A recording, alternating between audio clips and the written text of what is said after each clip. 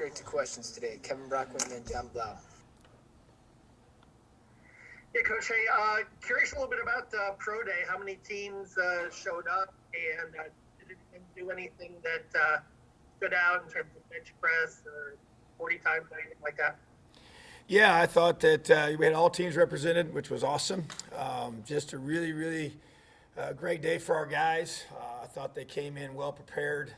You just think about the way you perform in that moment. It's such a there's so much that goes into it, and I think that people sometimes don't quite get how much stress those guys feel on that day to perform on the jumps and the lifts. And when you think about each of the guys' areas, it's when the bench press kind of worked through the different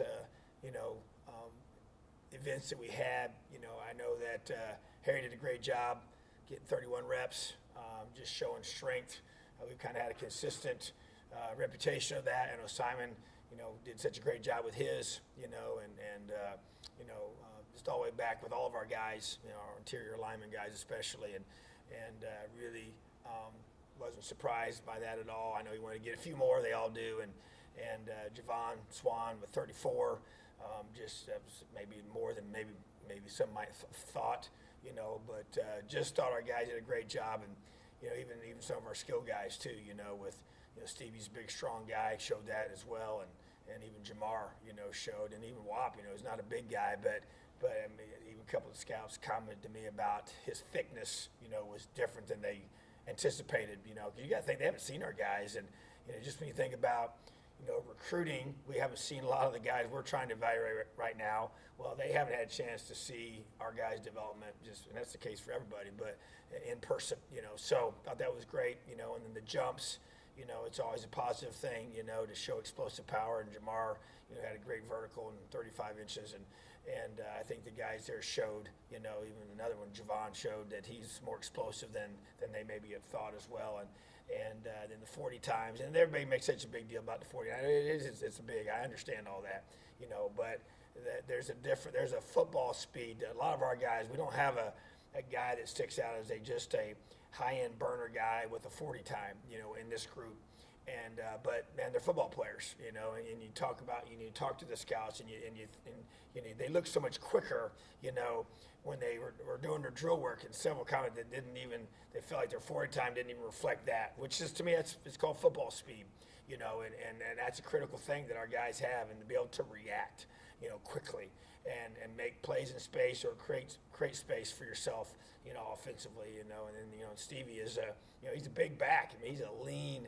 I thought he looked great physically. You can see how hard he worked. They all did. I thought they all looked really good and gained some good lean muscle mass between the season till now. But I thought they showed that, and then they going through the different things, and the short shuttle and the L drills and the different things that they did, showed. And a lot of those things you can train for those and you can prepare for those, but it's you put the film in, those things show up, on the football field and in the drill work. And I thought the guys did a really good job with that, and Wap did a great job running routes, and Jamar did a great job breaking on the ball, and our interior lineman guy did a great job fundamentally with all the things that they were doing, and just felt like that as a collective group, those guys did a lot of good things, and they helped their stock for sure, and being able to show who they are and the way they kind of handle that high pressure day, with not having we had 3 of those guys that got invited to the combine, even though they're not having one physically, to go there to perform. I think that was really, really critical. They had a chance to do that. So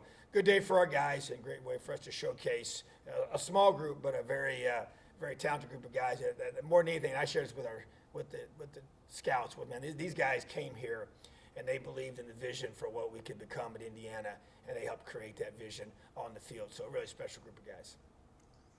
John, then Matt. I just have a 2-part question, so just want to start with the first part real quick.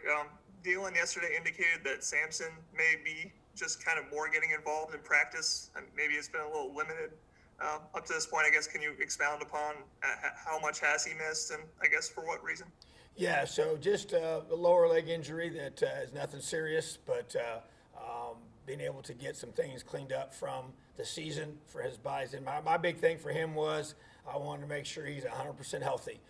coming out of spring. Feel really great about that. He feels really good physically. Definitely has had limited reps. He's not going to be getting hit during spring practice, which is not that uncommon for certain guys that have been here and have proven themselves to be a certain way physically. It's about getting him at the highest level in his health. And so really, really good. Feel great about him, where he's at. He's done everything we've asked him to do. So he'll be 100%, by, basically by the time we finish everything up. And that's the whole goal, is he can have a full April, May, June, and July. So, yeah, definitely had some limited reps for him, but feel really good about where he's at physically. So, and we got several guys in that same situation. So, we're to the point now we got some mature guys on this team, and trying to focus on a lot of our younger guys and getting them ready during the springtime. And just to follow up on that, so Dylan was saying one of the really important things was getting buy-in from Samson. Obviously, he's one of the leaders of that running back room. How have you seen Dylan's personality work, I guess, this spring in terms of his leadership and his style relating with players, like kind of gaining their trust and kind of getting them to be his group, I guess, at this point? Yeah, I would say that there's no question. It always takes a little amount of time when you got somebody new that you're being coached by. But I think his personality lends itself for that to happen pretty quickly. I think also his expertise and where he's coming from helps speed up that process because there's just instant credibility for what he's telling you because of where he spent the last 3 years. And so I think that I know Samson really, really well, and we're close, and we talk a lot, and I know how excited he is to have Dylan McCullough as his coach, and I know how much he's responding to him, and feel very, very strongly that he can help Samson just continue to elevate and take the next step that we've challenged. And we saw, the glimpse of what Samson can be, the way he played against Purdue in the 2019, bucket game. And to me, that really is what I've used to say, hey, that's the Samson James that I know you can be in a Big Ten game. And that's where it's just about getting him healthy, keeping him healthy, and getting him developed at a high level. And so I really do feel like that Coach McCullough is a great fit for that. And they have a good, strong relationship already being built, and I think that's just going to continue to grow throughout time. So, but yeah, I think Dylan's got a tremendous ability to relate to our guys, very commanding personality. He's quiet in his approach in regards to not a yeller and a screamer. He's a teacher, and he's a great teacher. And he commands respect of the room, and he has a lot of respect for his guys, and that respect is returned. So I just think that he's a relationships guy just like myself, and he's building those relationships each and every day.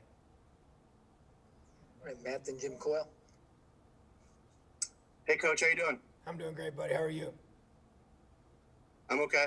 Wanted to ask you, you guys recently had your awards banquet, and I don't think it's a new award, but you had a walk-on award that you named for Chris Bandy, former IU player who was, tragically killed last year. Chris was somebody I've known for a number of years and was a good friend. So it's pretty cool you guys did that. But just wanted to see, what did Chris mean to you personally as a coach at Indiana, and what do you feel like he meant to the football program as a guy who really, deeply loved and cared about this program? Well, I think the way, the words you just used there at the end are what I think of when I think of Chris. I think he loved Indiana. He loved Indiana football. He loved people. He was a very caring, passionate person towards the things that he valued in his life, and that was a big emphasis on others. So selfless. And I've said it before, and I'll say it again. I mean, he lived out. He was the quintessential example of Leo as a person. And to me, it started early for me. I didn't know him prior to coming to coach here, even though I coached against him when he played at Cathedral. I was an assistant at Ben Davis, and so coached against him on the field and didn't even know him. But obviously came here and just everybody that you talk to, it's consistent, and he really reached out to me, from the very beginning, and came and we met face to face and had some really great times together, and just it was very obvious from the very beginning his love and passion for Indiana football. And then when I became the head coach, just that continued. His support's been unwavering, and so just a special person to this program and to this university. And so wanted to honor him with an award named after him. And this exemplified, he came here as a walk-on and earned his opportunity here, earned that respect, and it just continued to grow as he graduated from Indiana and then became an unbelievable supporter of us, from Indianapolis and all that he did for that community as well. So just don't ever want him to be forgotten, and that's why that's a special for us. I got a chance to talk to his mom, and I just know that it meant a lot to their family as well, and just deservedly so. He's a special person that we want to always remember. All right, Jim, then Tom. Hey, Coach, just wanted to get your comments. What's it like to have Dane Fife on your staff now? Oh, I'm sorry, it's the wrong sport. It's been a long 3 weeks. No, seriously, the time between spring and fall this year, is this going to be the most important? Because it's a time where you're not practicing, you're doing other things that lead up. Is this the most important spring to fall time that you've ever been involved with? I believe so, and we've approached it that way.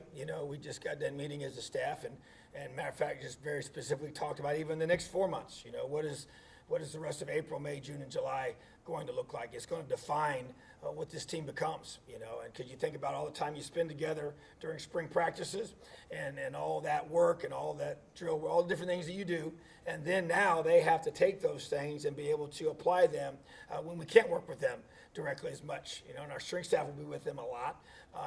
We can be with them some, but yeah, I just think that, as a team develops, as the team grows, as the leadership component to that gets put into hyperdrive, in my opinion, because now we're even going to have workouts that are going to be senior-led workouts. That the guys are going to take ownership of that part of it during these different periods, and player-led practices that you can do over the summer where coaches cannot be there. And so basically, as the rules go, if there's a football out and you're doing football things, the coaches can't be there. So we basically, we follow whatever those rules are. But it's a good thing because it allows the players to own and to personalize all the stuff we've been doing. And we got strong leadership on this team. And to me, we need to see that leadership continue to grow and develop. So, yeah, I do agree. I think these next several months are going to be huge. These last several weeks have been really, really big. The 8 weeks prior to that were massive with our team because of all that we didn't get to do with them before in the weight room and with our strength staff. So, that's got to continue. And we talk about the cumulative effect of our physical and mental preparation, and which ultimately leads to the cumulative effect of mental and physical toughness throughout a contest, throughout a game. And so, but we're building that right now, and we're going to be building that throughout this entire next several months. So yeah, critical time for us. We got to maximize it, and the 2020 football team will be indicative of how well we maximize this current time. Tom, then Dustin. Tom, yesterday Caleb Jones was talking a lot about his weight issues and going up and down and such, and we touched a bit on just what this last year has sort of been, especially for those big guys that we've had to kind of deal with how they eat and how they kind of discipline themselves so much differently this year than in years past because of COVID. Could you talk a little bit about the challenges that's brought about and kind of where he's at and getting back to where he kind of needs to be weight-wise? Yeah, I would say this, and we alluded to it, without calling individual guys out, but I know I've talked about the challenge of the O-line room, the challenge of the D-line room, those big-bodied guys during the pandemic. The guys that, when you just say, hey, if you're left to yourself to go do whatever you do naturally, those guys don't usually run. That's not something that they, when you're carrying all that weight on you as a big guy, going out and running and doing things in that way, they're glad to go lift. They'll do as much lifting as you want them to, but the running is something that if you're not with them, man, it's hard for them to just want to go do that on their own. So there's no question. We were worried about that group during the pandemic, and when they came back, boy, it was a tough time to be able to get some of these guys back to where they were going to be in really good shape, to where they don't have injuries, as a result of not being, in tip-top shape or having excess weight that's not good weight. And so, the diet with those guys was hard to stay on top of that, although we did our very, very best. And then once they got back, trying to get them, into that point. So, Caleb was a guy that he's a big, big man. and his weight can go up really, really fast in a negative way, And so when he came back, we kind of battled it the whole time, and so it's been so encouraging, and it was a big part of a focus for myself, and we met right when everything was finished and had a specific plan. But you know what? He has to execute the plan, and there's other guys as well, and even we kind of had two extremes. You had those kind of guys that gained some bad weight, and then you had the thinner guys that if they're not eating the right number of calories and the right level of protein and things for their proper diet, that they easily lose weight and they get really thin. And so those are the two groups that we struggle with, just being transparent. And so, but man, just to see, him own that right now and the momentum that creates in the positive direction, just like that negative momentum could just drag you down and gets really tough when it just kind of gets discouraging, for you. Now you start seeing all the benefits of, our nutrition staff and Coach Wellman and our strength staff and all that they do together. And it's working, with Isaac, who's our head nutritionist, working with Aaron, those guys being together and working have a great plan. But once again, guys like Caleb, he's got to execute that plan. He's the one that's got to go and be disciplined. He's the one that's got to follow through. He's the one, we're not going to be with him 24/7. And the weekends can be hard. It's easier when you're with them every single day, back to back to back. So just really, really proud of him, but we know what his goals are for the future, and we know how that can be a negative impact on those goals and what he's trying to do as a football player. And he's one of the biggest human beings I've ever been around. And so it's something that he has to really be on top of, and it's honestly for his long-term future and his health is a very, very positive thing. So I'm just proud of him, and he's done a great, great job. That's going to continue, I believe, and he's got a ton of momentum right now going in a positive direction. And so I just want to do everything we can to support him, challenge him, hold him accountable, and help him reach his goals. Justin, then Zach. Don, that was actually one of the questions I was going to ask. I guess just to keep going on that, what kind of difference do you see sort of across the board in some of these bigger guys at this point in the spring? I mean, can you tell a noticeable difference of their bodies right now as you're getting toward the end of spring practice because the more discipline they've had over the last few months? Absolutely. I mean, I think it's, from you take, last year to right now, and you think about, at this point a year ago, we were obviously not even together, and this was all just beginning. And so just to know where we are right now, and I knew this when I talked about it, with you guys before the offseason began, before the 8-week period, when the season was just done and we came back from break and knew how excited I was to get our team with our strength staff, to get them with them consecutive days to where they're, watching their diets and getting themselves squared away habitually, sleep habits, eating habits, all the things that you do to take care of yourself. So you have the high level energy and high level, preparation to be able to perform at a high level, So just wanting to see that and getting the strength gains, creating more lean. We made such a huge emphasis, and Aaron Wellman he understands the human body better than any person I've ever been around. And just the lean muscle mass component and the body fat piece. We've always had those discussions, but man, it's been we've dived into that at a whole nother level. And that to me is really attributed to him and come alongside with our nutrition staff. And so to me, it's just about, us being able to be with them. They got to do it, and they got to buy into it, and they have. And they trust the fact that when he tells them something, man, this is going to help me develop. In my explosive power and in the way my body looks. We've done, the pictures of where we're at along the way. And I can give you several examples. I mean, Peyton Hendershot's got an unbelievable kind of progression that when you see where he's at right now compared to where he was, a year ago, and then the different even just a few months ago is impressive, And so that's a tribute to Coach Wellman and his staff, and like I said, and it takes all of us. We're all in this together.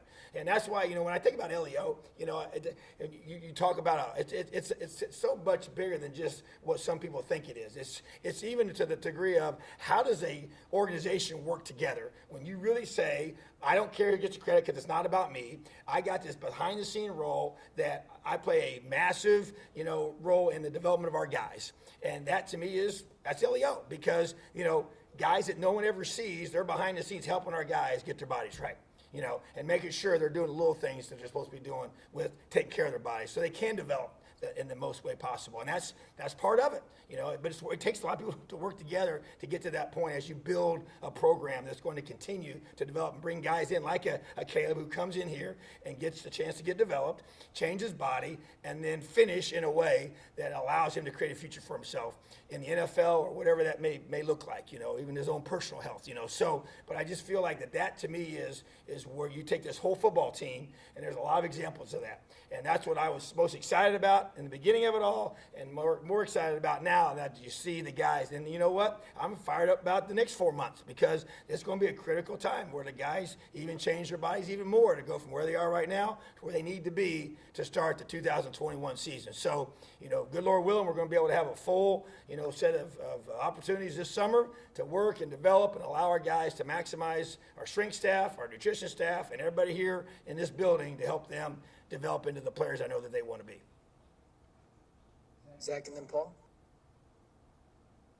Tom, I guess in a way, following up on that, and it feels like, forgive me, we've asked a lot of different sort of COVID-related questions, but having listened to some basketball players kind of coming out of their season and just feeling, I guess, almost refreshed, do you sense, maybe even in yourself, but also in your coaches and your players, not that you obviously can let up on maybe being safe and protocols and things like that, but the guys' just sort of outlook is different because it does feel like things are getting better, things are improving, and there's kind of light at the end of the tunnel, I guess, when it comes to, just everything that has been involved with trying to do all this through COVID. I would agree. I think when you look at our guys, you talk to our guys, you listen to our guys. I mean, they're sick of it. They're sick of having to wear masks all the time. They're sick of having to stay apart and not being able to go do things that they want to be able to do. And so there's that balance of don't go weary in doing that because we got to stay the course. We can't let up here at the end. We know it's still out there. It's still real. It's still an issue.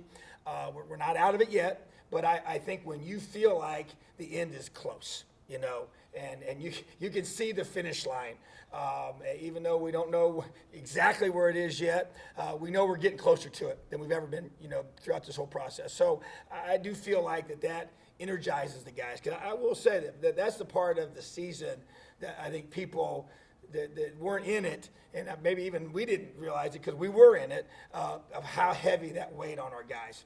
And just, man, it takes its toll for a long period of time, and even you think about this whole process. And so we've had a spring ball where, we usually have a break in between somewhere. And we haven't had that because there's no spring break because of COVID. So we've had 5 straight weeks of, multiple practices a week and just on and on and on and on with no break. And so you're not getting ready to play in a game, and so that can mentally wear on you. So I just think this whole process and everybody kind of, is excited about the hope of getting back some level of normalcy, this summer, and whatever that's going to look like. And we don't know yet for sure. But, I think we're all pretty confident it's going to be better than it was in the past. And way more normal than it's been, so that's the hope. And I think our guys they're excited about that, and the vaccine is a component to that. And I know I got my shot here last week and just to be able to go through that and what that can create, for each individual and the things we're allowed to be able to do and different things. So, we're just trying to do everything we continue to do together and still, stay the course here to the end, don't let up, but realize that, yes, the end is near, and that's exciting for coaches and players. Paul and then Stefan. Coach, 2 quick questions for you. First off, how have the special teams and James Evans progressed during the spring? And then what surprised you about your team, and what have you learned about your team during the last few weeks of spring ball? Well, the first part there was special teams. Man, I tell you what, James Evans, really, really strong leg. That's the first thing I'll say, and, new to football, he kind of makes us laugh a lot. The things he says and does and the things you kind of take for granted that, we've done this before. This is the 3rd young man I've recruited from the Australia area. He's from New Zealand, but we've got 2 from Australia. Now this player from New Zealand, similar part of the country, same facility that they train him in, but they're in Australia. But, just to come here and learn America and learn American football, So, but man, he's got a really strong leg. And he's trying to figure out, how to put the pads on still and how to wear them and get used to a helmet that he doesn't like wearing as much at this point. But because it's funny, when we first got out there, as soon as he would punt, as he would jog up, he'd take his helmet off, like immediately. And I finally said, James, you can't take your helmet off until you get to the sideline. He's like, well, it's too tight. We'll get you a bigger helmet, or cut your hair or do something, because he's got a big old head of hair. But anyway, so just learning how to play the game, and just being comfortable in the pads too, and kicking in the pads. So he's talented now, and I'm telling you, he's everything we thought he was going to be. We still got to continue to develop him and get him ready, but really pleased. He's a hard worker. He's physically strong. He's a gifted athlete. And so I think he's going to be excellent. I really do. And, there's the other specialists. Our guys are all back from last year, and Charles Campbell's kicking awesome. Sean Ratchers is one of the best long snappers in the entire country, and Schmolar and Freeman, those two guys as our kickoff specialist guys are competing for that spot. And we don't do a lot with our hammer team, which is our kickoff team during the springtime. A lot more just drills of how we do things and shed blocks and attack. And we call them cover drills that we do and return drills that we do in the springtime with a heavy emphasis on our punt unit, number one, and we've done some extra things with our house call, which is our kickoff return unit. So excited about our return guys and excited about our specialists. I feel like we have a chance to be, a really, really top. Our goal is to be the number one special teams unit in the Big Ten, and that's our goal. And so excited about our opportunities there. And then you just think about our team, and I think I continue to be impressed with their ability to stay focused. To persevere, as I mentioned a few minutes ago, about just the longevity of spring football. I challenged our guys about this a week ago about embracing the boredom of consistency, what that means, what that looks like. I think it's a big component to understanding how to become great at anything in this life. And we talk about what that looks like and the way the guys have responded to that. And I've seen that. And it takes maturity to do that. And it takes guys to infect each other. So I think the leadership part of our team is one of our strengths. I think the confidence that the guys have to confront each other and hold each other accountable is one of our strengths, and I think that's a big deal. And it's something I've been emphasizing and trying to teach and grow and develop here since I've been the head coach. And so I think that's the things that really sticks out to me about our team. The amount of depth that we have at different positions is something that continues to be an emphasis, and also I think is going to be, one of our strengths, and so whatever position it is. And so just trying to get these guys to understand, how critical it is that you prepare at a high level on April 6th and April 7th and April 8th and back on March 26th, all those different days when the season seems so far away. Do you have the mental, toughness and the discipline and the maturity to prepare at a high level, even though, we know that kickoff for game one is not for several months away. So, but that's the part that we got to continue to grow and develop, and that's not going to be, I'm not going to let up on that. And I want this team to be great, and I believe they want to be great, and we're chasing greatness here this spring. All right, Stefan, and then we'll wrap with Matt. Hey, Tom, that was actually kind of good timing. I wanted to ask you about the video you tweeted about embracing the boredom of consistency. I guess what exactly does that mean for your team now in the spring? And kind of to follow up on that, when you're talking to the guys like that after practice and trying to motivate them, I guess, as you guys are getting through spring ball, is that something that you take from other coaches that you've heard, or do you read books about stuff like that? I guess, how much do you study what you want to say to your guys when you're trying to motivate them like that? It's from books. That would be the number one resource for me. That's why I tell our team all the time that I believe we're a product of the books we read, the music we listen to, and who we hang out with. It's what you fill your mind with. It's who you associate with. That's who you become. And for me, as a professional coach, that's what I do for a living. I want to do a great job of studying and reading different coaches, leadership books to help me grow. That's why I, as the leader of this program, our staff does staff reading in the springtime, 30 minutes a day. That the coaches are required to read. I don't tell them what they have to read, but they have to read during that window of time. And then I just want them to read good books, and I want them to fill their minds with the things that help. It gives me ideas, and I don't make all this stuff up. I rely on a lot of people. Some things I say is over time. Maybe I've taught a certain phrase that's kind of come to me that I just feel like this is just true. Over time, I've learned this is how you do certain things, and a lot of things are from books. And so I just think that's why it's critical for all of us to read and to study. I mean, people can read for enjoyment, that's fine, but man, to read, to grow, and to learn. And so I use that, and then sometimes you just kind of, you have all that information in you, and I go back, I write a lot of notes, I write a lot of things down. Even when I, do a lot of books, I highlight and I write things down and make notes for myself and go back and look at those and pull things from different times, different places. Because the thing, the truth is truth. So if it's real, if it's truth, and that it's something that you believe in, it's not going to change whether it's 10 years ago or 15 years ago, but I think you stay sharp and you get better when you're reading and growing and learning. And to me, I just believe in that. And so I want coaches, and when I talk about that, when I interview guys, hey, what book are you reading right now? And what do you learn from that book? And I want to get guys that, because I was challenged to do that when I was a younger coach, and it transformed me. It really changed the way I was able to do things, and it allowed me to grow and develop. So, to me, that whole thing of embracing the boredom of consistency is it's a principle of how you develop yourself and allow yourself to persevere through long and difficult tasks, which is called life. Okay, or if you want to do something that has value, if you want to separate yourself from everybody else and you want to become, I tell our team this all the time. This is one thing that I just felt like over time that I've learned, man, greatness is reserved for the few. And I believe that it's hard, it's long, it's tough. That's why grit is such a big deal to me. And then we read the grit book. That was our one word in 2019, but we used a book with that. And the Angela Duckworth book entitled Grit, and got a lot of great information from that book and applied it to our team. And just the perseverance and passion towards a long-term goal. I mean, to me, that is so critical in life. That is the embracing the boredom of consistency. And that concept came from all that. And so to me, it's just learning how to do that, because to me, I think it's a key ingredient to success in this life. Why? Because tough things happen. Life is hard. Injuries occur. Setbacks happen. Life throws curveballs at us. Sometimes it's gut shots. Sometimes it's, it's hard things you have no control over. How you going to respond? And so I want the guys to learn how to work through that and to persevere and to stay the course if you really want something bad enough. And so that to me is what that means. And you say it different ways. And I always talk about the power of the outside voice. That means these certain principles that I believe in, I want to bring in people, books, movies, comments, speakers, whatever, that say the same thing in their own way.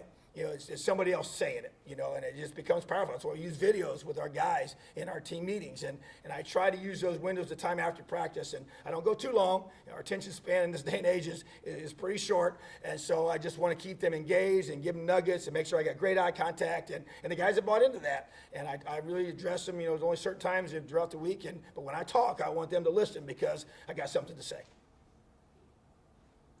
All right, Matt, last one. Hey, Coach, kind of a two-part question. First off, I know you had that practice postponed because, you had to take the day off. What's the last 3 or 4 days here going to look for you and your team? And then second part, Miles Marshall spoke to us recently, and he said that it feels like as an older guy, he's ready to become more of a leader, to be more involved in the offense and a bigger part of it. What have you seen as far as his growth that makes you feel like he's a guy that can really step up, and how excited are you for his potential this fall? Well, first part, talking about Miles, I do. I expect him, and we have different guys, and you have a bigger program where you say, if we're going to take the next step as a football team, then you guys. And I identified several guys, and matter of fact, when I met with them to start this semester, I'd made a list of guys. I said, if we're going to take a step from where we finished up last year, if we're going to take another step forward, then these guys have got to transform themselves and buy into that, accept that, and then go live it out on game day. And he was one of those guys, And so obviously you got a guy like Ty Freifogel coming back, and we all know what he's done on the field. And Miles has shown glimpses of being able to be a great receiver here at Indiana, and that's what we expect. And so to me, it's about embracing that expectation and believing it yourself and realizing if I want to do that, what does that look like? and it's going to take a higher level of this, and this to get to that point. So I think he's done a great job this spring, and has continued to grow in there, and that cannot stop. That's got to continue April, May, June, and July. And then, talking about the previous practice that we were not able to have, what we're going to do is we're going to have a normal practice tomorrow. We're going to have a modified practice on Friday in helmets only to make up for that day that we did not get, and just utilize it to really maximize some mental things with our guys. Not a lot of leg, not a lot of running, but just to be able to get a lot of mental reps and things that help us prepare for the summer, as well as prepare for continued growth within our scheme and our technique that we have. And then we'll finish out with the scrimmage on Saturday. That would just be a normal practice that we're going to have to finish out our day 15. All right. Thanks, Tom. Awesome. Have a great day, Leo. See you guys tomorrow.